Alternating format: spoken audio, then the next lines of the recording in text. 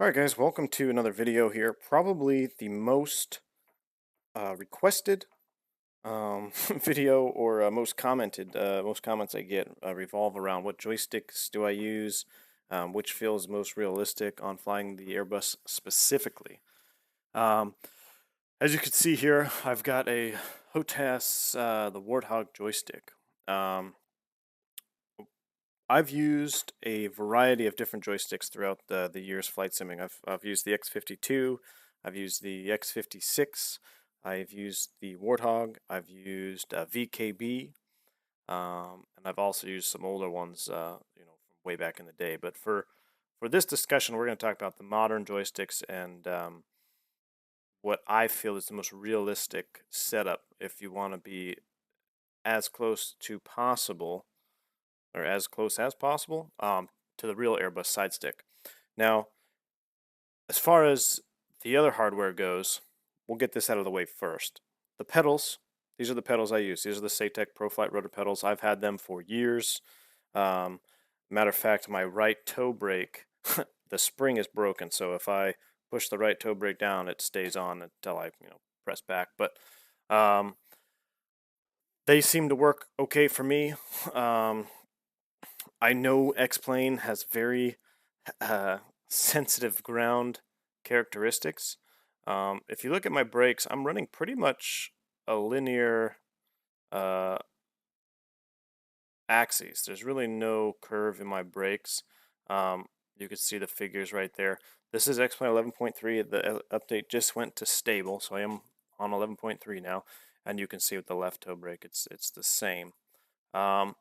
This can be a little bit sensitive if you're not careful, but if you've been watching my videos before, you know I've talked about how sensitive the brakes are in the Airbus and how you can get hot brakes very easily. So in the real aircraft, you're very brake conscious of using your toes or whatever on the brakes. So I find that this setup is actually not too inaccurate.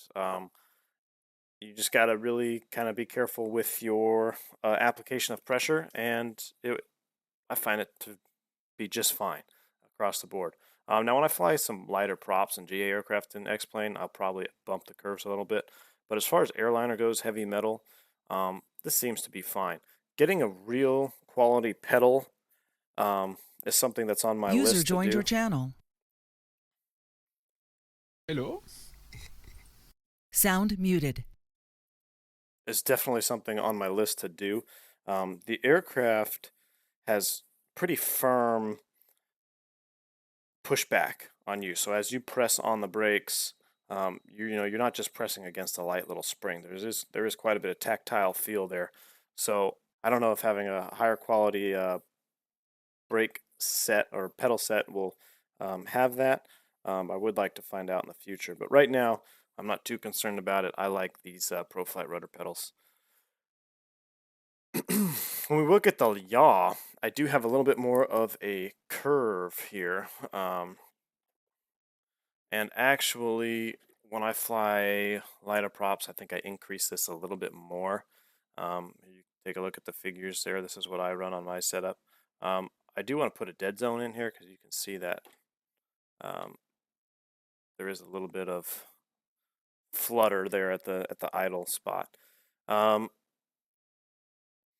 But as far as yaw goes, very rarely in an Airbus specifically are you really hammering those pedals. Almost never. Okay, the only time you really get into the pedals is when we are doing V1 cuts or single engine procedure. That's when we really start stepping on the pedals.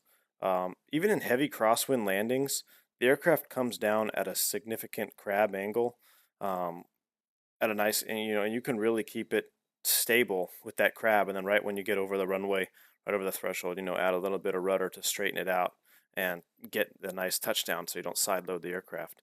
But uh, this is my rudder setup. I haven't found any issues with the next plane. I like it, so we'll move on to the more requested items.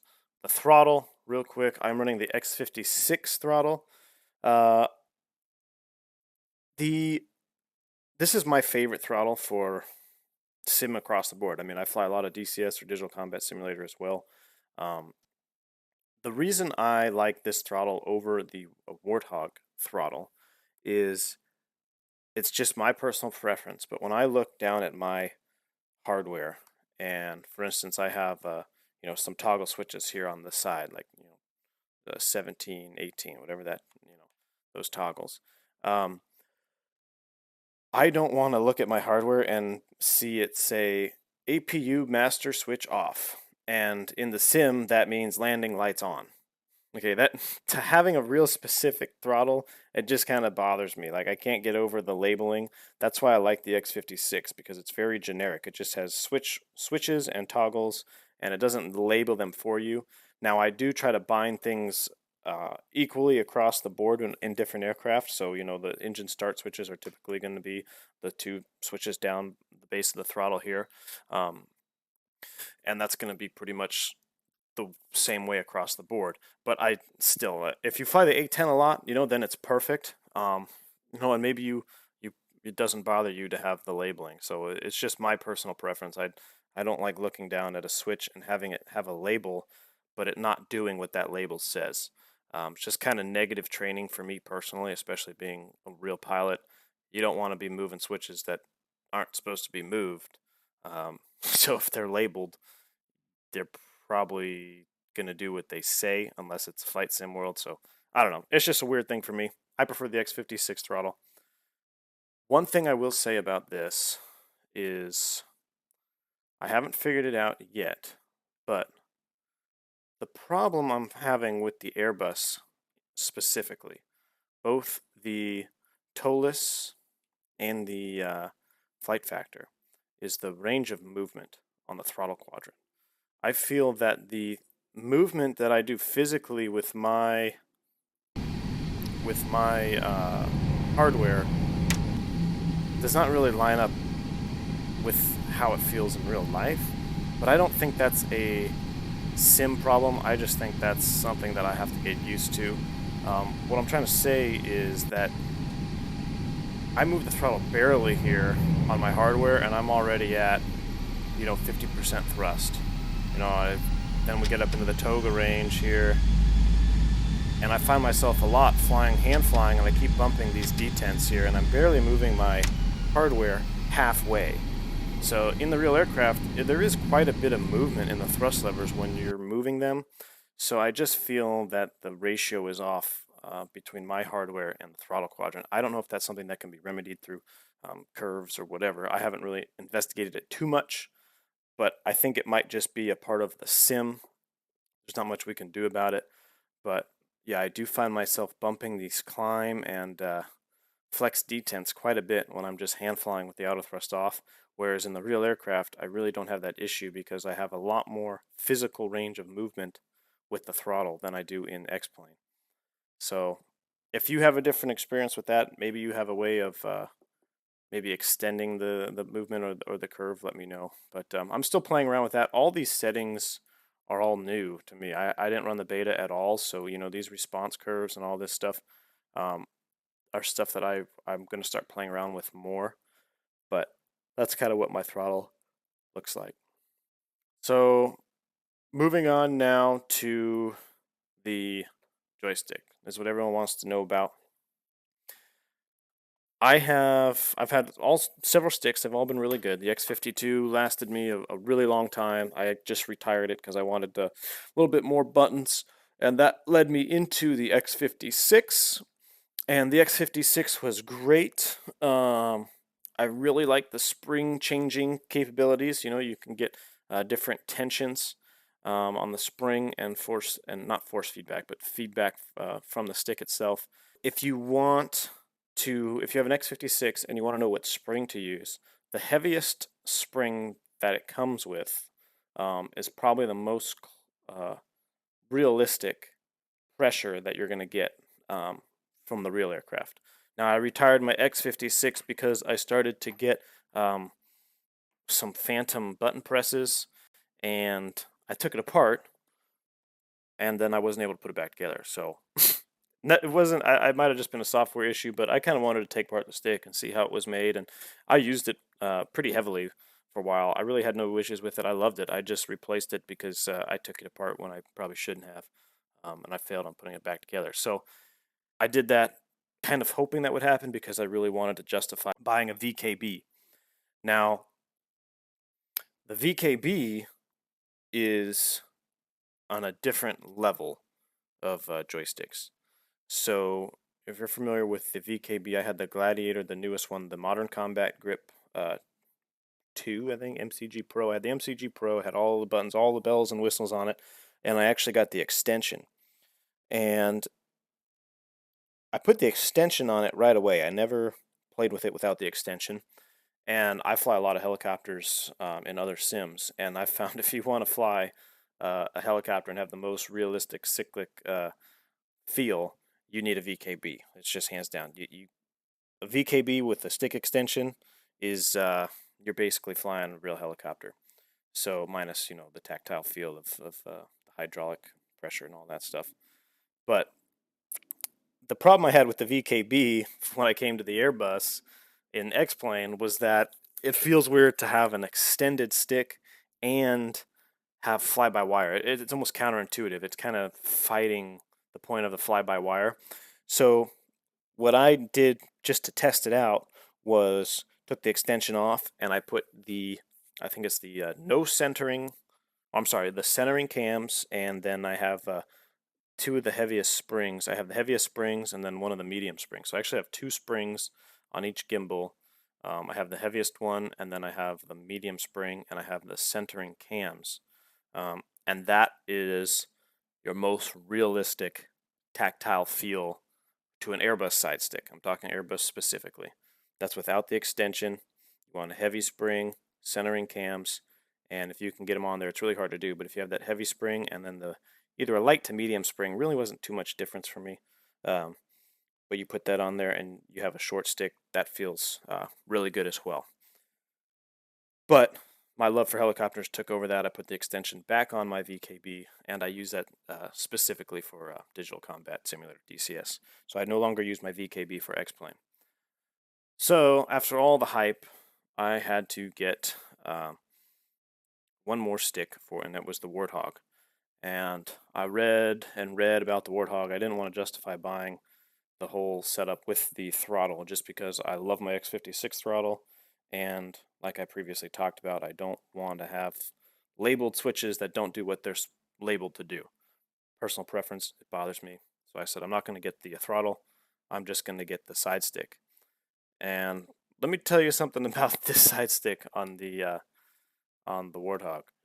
If you want to know what the side stick of an Airbus feels like, 19, 20, and 21, then get a Warthog, because the pressure from the Warthog, the feel of the grip itself, the metal, I'm not 100% sure that the grip is actually metal. It almost looks like a really hard resin with metal components, and maybe the base of the shaft is metal, like this part, or maybe the whole thing is metal. Whatever it is, it feels exactly like the Airbus side stick. Now, obviously, the Airbus side stick is a little bit different shape right here, but this button, autopilot disconnect or the takeover push button, feels exactly, 100% exactly like the one on the Airbus. So, obviously, we don't have the hat switches and all that stuff. We do have a trigger. If you're unaware, there is a trigger on the joystick in the Airbus, and that's for our intercom. That's a push to talk button right there. So we do have a trigger. And I tell you what, the pressure that you feel from the Warthog joystick is exactly, I mean, it's hard to tell the difference between that and the real airplane. I was overly impressed by that. Obviously, all the other buttons are great quality as well. But in X-plane, it's kind of I don't really bind these to do much of anything else other than I got trim, and pretty much everything else doesn't do much for X-plane. But let's go ahead and look at the response curves.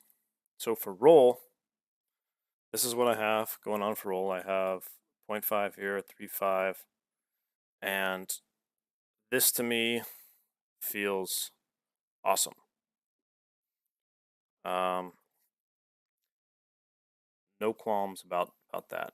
The pitch, this one's a little bit, it's the same setup. I got the same numbers on my pitch, and it's pretty sensitive, but the Airbus is fly-by-wire, right? So you're commanding a G load and a roll rate when you move the side stick.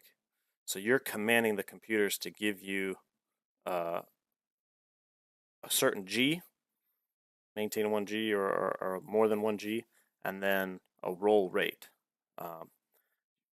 That's how the fly-by-wire computer works. So those are my response curves. And if you want the most realistic feeling joystick for an Airbus, the Warthog stick is unbeaten. You can't beat it.